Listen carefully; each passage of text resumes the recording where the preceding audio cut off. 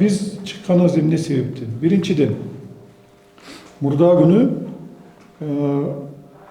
şu memleketlik din komisyasının төрағасы parlamentке барып айтып атпайбы, бизге бул теңирчилик уюму документтер берген жок депчи. Анан кече биз мындай калпты уккандан кийин пресс конференция берип далилдеп бердик бергенибизди. Кече болсо ал барып эми Азаттык радиосуна барып дагы калп айтып атат. Эмнеден калп?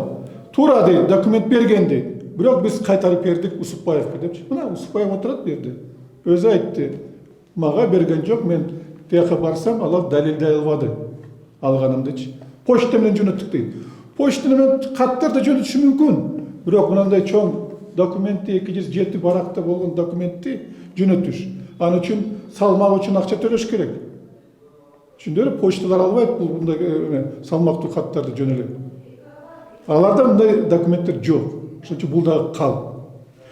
Үчүнчүсү, буларды бүгүн биз келип, булар кетсин деп талап кылганыбызды, себеби булар мындай билими жок. Мындай компетенттүү эмес адамдар отурат да жактачы. Айтып атпайбы, биз экспертизага бердик. Экспертизага беришке укугу бар. Бирок экспертизаны мындай приказ менен аны назначать кылганы буларда укугу жок. Себеби эмнеге? Ал мыйзамда каралган эмес. Экинчи маселе.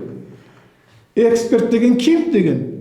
Бүгүнкү күнгө чейин мыйзамда такталган жок.